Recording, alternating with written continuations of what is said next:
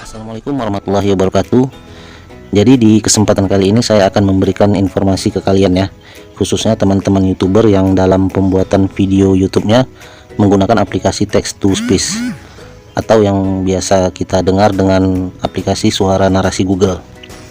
Jadi mungkin banyak di antara teman-teman YouTuber yang bertanya-tanya ya, bisa nggak kira-kira aplikasi text to speech digunakan pada video YouTube kita, dan nantinya bisa nggak kira-kira dimonetisasi oleh YouTube. Jadi di video kali ini saya akan memberikan sedikit informasi ke kalian sekaligus menjawab atas pertanyaan-pertanyaan yang ada di kepala kalian. Jadi pada dasarnya aplikasi text to speech itu atau aplikasi suara narasi Google itu bisa untuk digunakan ya. Jadi kalian bisa melihat channel-channel YouTube dari YouTuber-YouTuber lain yang menggunakan text to speech dalam membuat konten-konten videonya.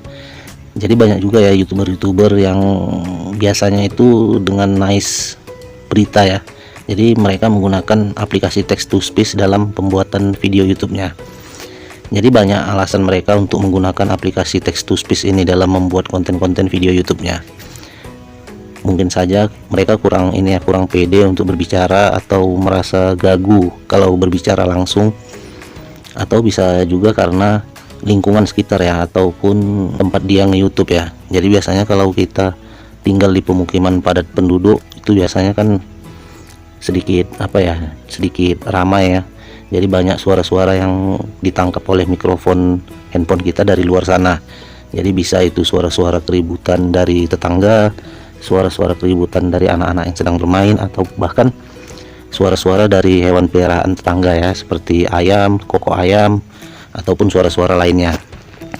Jadi hal itulah yang mungkin menjadi alasan mereka ya, alasan teman-teman YouTuber untuk menggunakan aplikasi text to speech ini. Jadi saya jelaskan di sini, banyak teman-teman YouTuber yang channel YouTube-nya itu sudah dimonetisasi dengan video yang menggunakan suara narasi Google ini atau text to speech.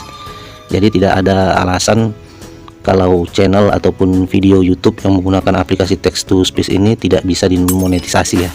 Jadi itu bisa, itu nggak masalah. Jadi apabila kalian masih ragu bisa atau tidaknya channel YouTube kalian itu dimonetisasi, mungkin dengan menonton video saya ini mungkin kalian sedikit lega ya.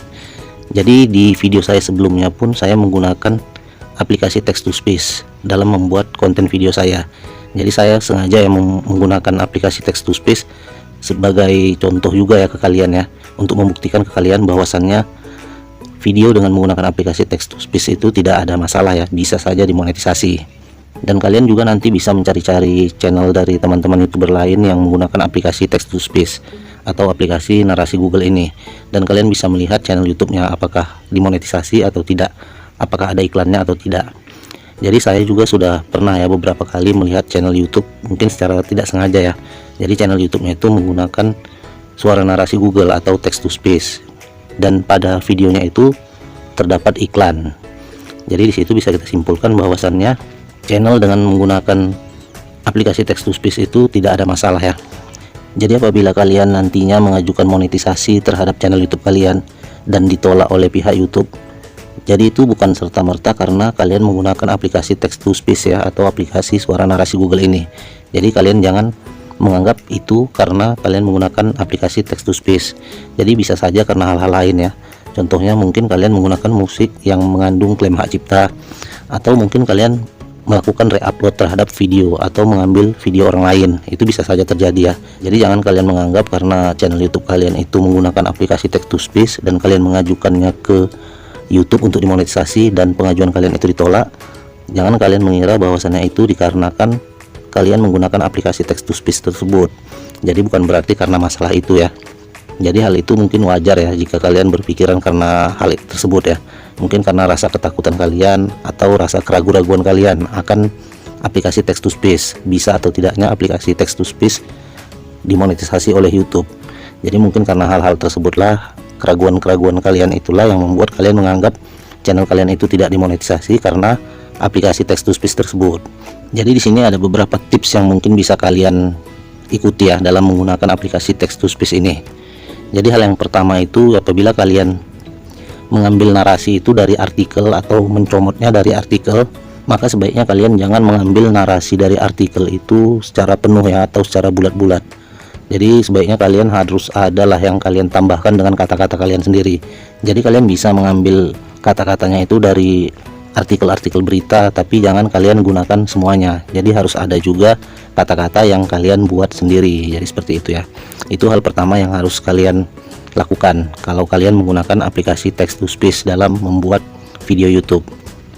Jadi hal kedua yang harus kalian perhatikan juga adalah untuk gambar ataupun foto visual yang ada di video kalian itu, gambarnya itu jangan itu saja. Jadi antara video yang satu dengan video yang lain, gambarnya itu juga ya. Kalian menggunakan gambar yang sama ya. Jadi jangan seperti itu ya. Jadi di situ nanti bisa saja YouTube mendeteksinya sebagai konten berulang atau kalian reupload konten. Jadi seperti itu. Jadi saya sarankan kalian harus lebih kreatif lah. Jadi antara video yang satu dengan video yang lainnya, untuk gambar-gambarnya itu ada perbedaan. Oke, jadi di sini saya akan memberikan pembuktian ke kalian ya, bahwasannya aplikasi dengan menggunakan suara narasi Google itu atau menggunakan aplikasi text to speech itu bisa untuk dimonetisasi. Jadi saya akan membuka video YouTube saya ya. Nah, inilah channel YouTube saya dan saya akan membuka video YouTube saya.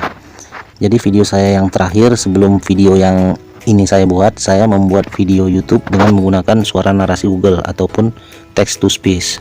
Nah, jadi video saya yang berjudul cara mencari video di Pinterest bebas klaim hak cipta ini menggunakan aplikasi text to speech. Jadi saya menggunakan aplikasi text voice free. Jadi aplikasi tersebut bisa kalian unduh di Google Play Store secara gratis.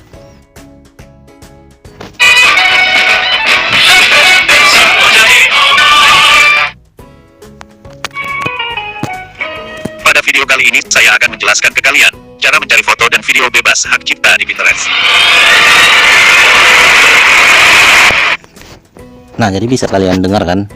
Jadi video ini saya menggunakan aplikasi text to speech dan kalian bisa lihat juga tadi ada terdapat iklan juga di video ini.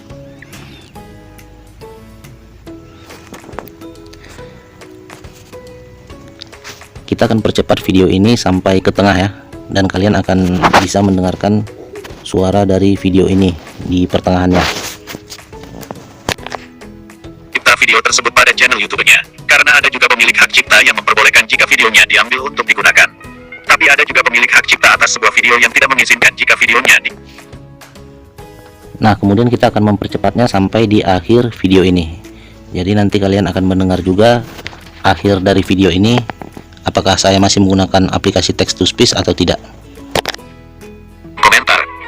Jangan lupa like video ini jika kalian suka, subscribe dan share juga ke teman-teman YouTuber lain. Terima kasih, dan salam YouTuber pemula. Nah, jadi bisa kalian lihat kan video saya ini dari awal, pertengahan sampai akhir saya menggunakan aplikasi text to speech. Jadi intinya pada video saya yang ini saya menggunakan aplikasi text to speech sepenuhnya. Nah, jadi saya pertegas sekali lagi ke kalian ya, bahwasannya video dengan menggunakan aplikasi text to speech ataupun suara narasi Google itu tidak ada masalah, bisa dimonetisasi.